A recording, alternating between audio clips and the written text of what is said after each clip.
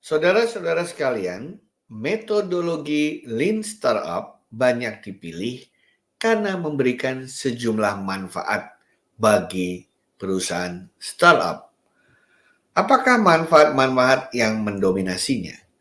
Pertama adalah menghemat waktu.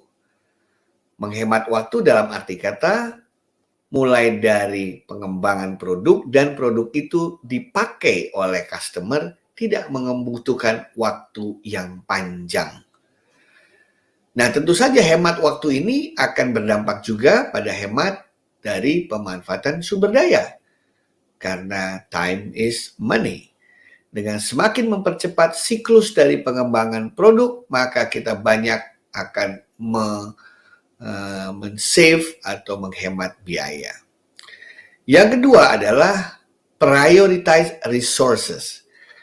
Dengan menggunakan Lean Startup, maka kita bisa memprioritasasikan sumber daya mana yang kita butuhkan dalam pengembangan produk itu. Kita bisa tahu terkadang sumber daya di dalam sebuah perusahaan startup menjadi beban. Ya, karena kita membutuhkan orang-orang kunci untuk mengembangkan produk. Sementara perusahaan yang baru berdiri, jika harus menanggung begitu banyak orang, begitu banyak gaji atau fixed cost yang harus kita alokasikan, tentu saja akan sangat memberatkan.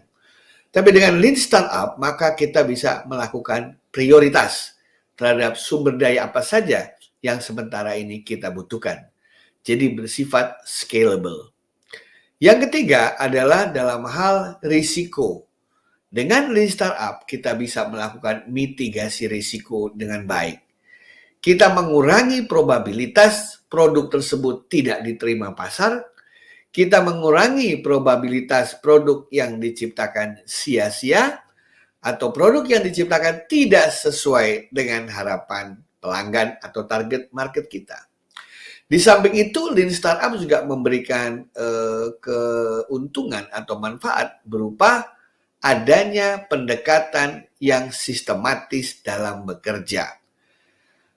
Pendekatan yang sistematis akan meningkatkan kemungkinan keberhasilan bisnis itu karena yang dilakukan sejalan, selaras dengan visi, misi, dan objektif bisnis tersebut.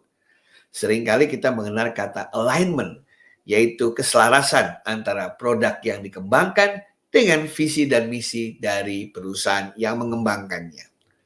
Oleh karena itulah, maka tujuan perusahaan atau goals benar-benar terjaga dan tercipta dengan metodologi yang selaras dengannya. Nah, bagi orang-orang yang baru mulai melakukan startup bisnis dan menggunakan startup metodologi, Lean Startup metodologi ini, dia akan bisa mereduksi 3 jenis risiko yang sering sekali terjadi ketika orang mengembangkan bisnis. Pertama adalah customer risk. Apa itu customer risk?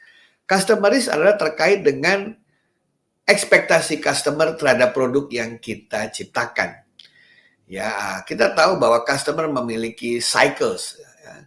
Dari yang namanya customer baru, customer baru kita katakan sebagai early adopters gitu ya.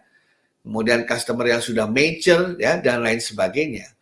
Nah, customer risk ini atau Lean Startup ini biasanya ditujukan bagi early adopter atau customer yang baru memiliki masalah dan mencari cara untuk menyelesaikan masalahnya secara cepat. Jadi kita tidak perlu membuat produk yang sempurna, tapi kita membuat produk yang sesuai dengan harapan customer pada saat itu. Kadang-kadang harapan customer sederhana, sama seperti kalau Anda melihat orang menggunakan handphone. Kadang-kadang ibu-ibu tidak memakai seluruh fasilitas atau fitur yang ada di handphone. Mungkin yang dibutuhkan hanya bisa WhatsApp, bisa moto, ya, bisa Instagram, bisa YouTube, that's it. Yang lain mungkin yang pernah penting jarang dipakai. Nah, dalam konsep ini sama, bahwa kita mengurangi risiko customer tidak suka sama produk kita karena tidak sesuai dengan yang dibutuhkannya. Jadi customer risk ini dapat dikurangi dengan cara kita benar-benar memenuhi kebutuhan customer pada saat itu. Yang kedua adalah business model risk. Business model risk itu misalnya dalam hal penetapan pricing atau cara mendapatkan jasa. Kan kita tahu dalam bisnis-bisnis digital itu cara bayar macam-macam. Ada yang beli putus, ada yang freemium, ada yang langganan per bulan, ada yang langganan per tahun, dan lain sebagainya. Nah, dengan Lean Startup kita bisa bereksperimen dengan banyak sekali model bisnis. Kenapa? Karena kita bikinnya bertahap. Kita bisa sambil belajar bisnis itu, ya seberapa besar sih orang mau membayar untuk produk yang kita ciptakan pada tahap tertentu, itu bisa menjadi bagian dari kita belajar untuk menentukan bisnis model yang sesuai. Bisnis model berkaitan dengan revenue kita dari mana, apa yang mereka bayar, bagaimana cara membayarnya, berapa pricing yang tepat, dan lain sebagainya. Dan yang terakhir, yang paling banyak ditemui juga adalah yang namanya product risk. Product risk itu adalah Anda menciptakan produk yang kadang-kadang apa? Melebihi dari ekspektasi pelanggan sehingga harganya menjadi mahal. Nah, oleh karena itu sebenarnya dalam bisnis produk risk itu kita memastikan bahwa produk kita memiliki fungsi, memiliki fitur yang benar-benar sesuai dengan keinginan customer membayar untuk itu. Jadi customer itu kan sebenarnya adalah orang yang bersedia mengeluarkan sejumlah uang untuk produk atau layanan yang kita berikan. Dengan kata lain, kita harus tahu dia itu mau willing to pay untuk hal apa. Nah, dengan Lean Startup kita bisa memastikan bahwa uang yang dia mau keluarkan sesuai dengan sesuatu yang ingin dia dapatkan dari produk yang kita kembangkan.